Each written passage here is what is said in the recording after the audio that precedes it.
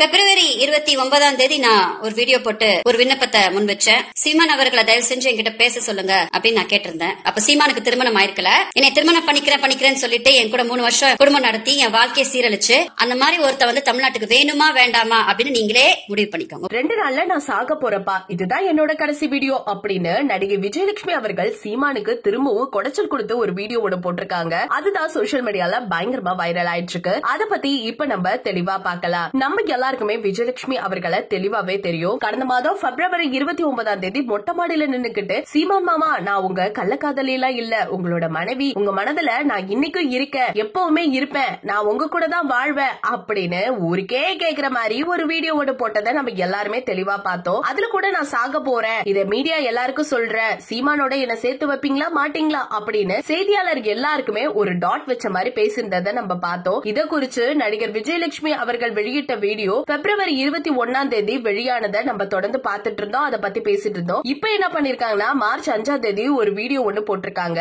அதுல என்ன சொல்லிருக்காங்கன்னா, ஒரு பொண்ணு மொட்டை மாடிக்கு போய் மன அழுத்தத்தோட இருந்ததுனாலதான் அந்த மாதிரி ஒரு வீடியோ போட்டிருந்தேன், சரியா? ஆனா அந்த பொண்ணு அப்படி வீடியோ போட்டுமே அவ செத்தாலும் பரவாயில்ல அப்படின்னு ஒருத்தங்க நினைக்கிறாங்கன்னா அவங்களை எல்லாம் என்ன சொல்றது? தமிழ்நாட்டுல உள்ள மக்கள் எல்லார்கிட்டயும் நான் ஒண்ணு சொல்ல போறேன், நல்லா தெளிவா கேட்டுக்கோங்க. 2008ஆம் ஆண்டு என்னோட அக்காவுக்கு உடம்பு சரியில்லை அப்படிங்கும் போதுதான் நான் சீமான தேடி போனேன். அப்ப கூட சீமானுக்கு கல்யாணம் எல்லாம் ஆகல. ஒரு 3 வருஷம் அவர் கூட தான் குடும்பம் நடத்தினேன். ஏன்னா என்ன கல்யாணம் பண்ணிக்கிறேன் அப்படின்னு சொன்னாரு. சொல்லிட்டு கடைசியில என்ன கல்யாணமும் பண்ணிக்கல. ஆனா நாங்க திருட்டுத்தனமா கல்யாணம் பண்ணது எப்ப தெரிய வந்துருச்சு. என்னோட வாழ்க்கையே சீரழிச்சுட்டாரு. ரகசியமா அவர் கூட வாழ்ந்துட்டு வந்தேன். அவருக்கு ஒரு பிரச்சனை அப்படின்னு சொல்லிட்டு என்ன நடு ரோட்ல விட்டுட்டு போட்டாரு. அது மட்டும் இல்லாம சரி இனிமே நம்ம வாழ்க்கையை பார்க்கலாம் அப்படின்னு பார்த்தா தமிழகத்துல என்ன வாழ விடல. அது மட்டும் இல்லாம என்னை எல்லா இடத்துலயுமே விபச்சாரி அப்படின்னு சொல்லிட்டு அவர் பேசிக்கிட்டு மட்டும் இருந்தாரு. ஹெல்ப் பண்றதுக்கு இங்க யாருமே இல்ல. இப்ப கூட போன வருஷம் மார்ச்ல திமுக காரங்க முன்னாடி என் மனசுல இருக்க விஷயத்தை எல்லாம் நான் சொல்லும் பொழுது,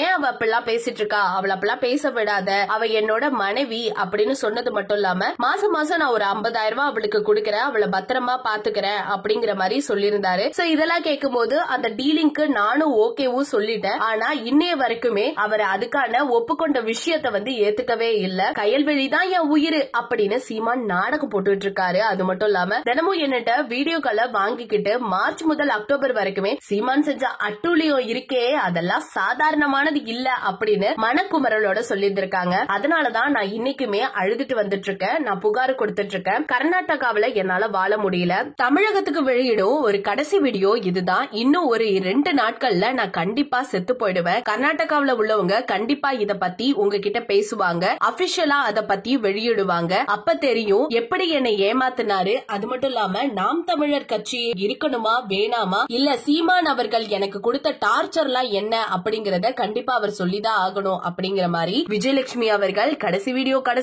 ஒவ்வொரு தடமும் போட்டுட்டு இருக்க வீடியோ இப்ப ஒன்னும் ரிலீஸ் ஆயிருக்கு. இத பத்தி உங்களோட கருத்துக்கள் என்ன அப்படிங்கறத மறக்காம நம்ம கமெண்ட் செக்ஷன்ல ஷேர் பண்ணிக்கோங்க. இது போல பல அப்டேட்ஸ் தெரிஞ்சுக்க நம்ம சேனலை சப்ஸ்கிரைப் பண்ணி வச்சுக்கோங்க.